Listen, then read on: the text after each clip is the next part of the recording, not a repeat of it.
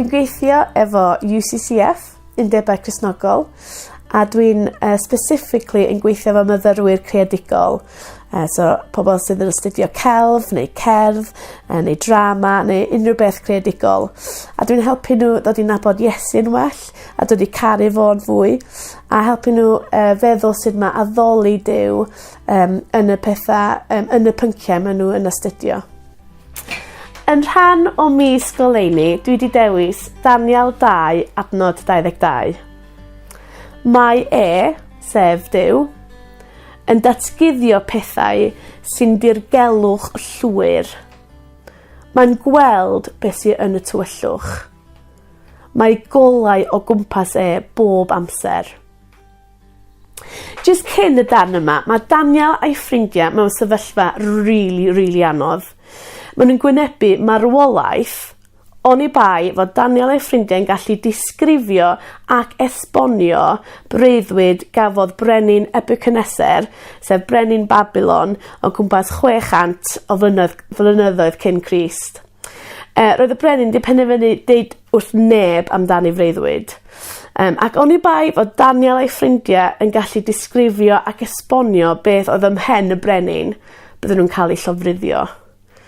Am sefyllfa ofnadwy, am sefyllfa amhosibl afiach i fod yn. Ond dyma Duw yn helpu Daniel. Dyma Daniel yn pwyso a trystio a gofyn i Dduw i dadu i ddatgelu y gwybodaeth oedd o angen. A dyma Duw yn ateb, yn achub ac yn helpu Daniel. A dyma Daniel yn gweddïo ac yn canu mawl a diolchgarwch i Dduw. A dyma lle mae'r adnod yn perthyn. So mae Daniel yn cydnabod 3 ffaith amazing am Dduw, am cymeriad Dduw. Yn gyntaf, mae Dduw yn gweld. Mae'n gweld pob peth. Mae'n gweld pethau sy'n ddirgelwch i bobl a dynion fel ni. Yn ail, mae Duw yn gallu gweld pethau sydd hyd yn oed yn y tywyllwch. Pethau sy'n cael eu cuddiad.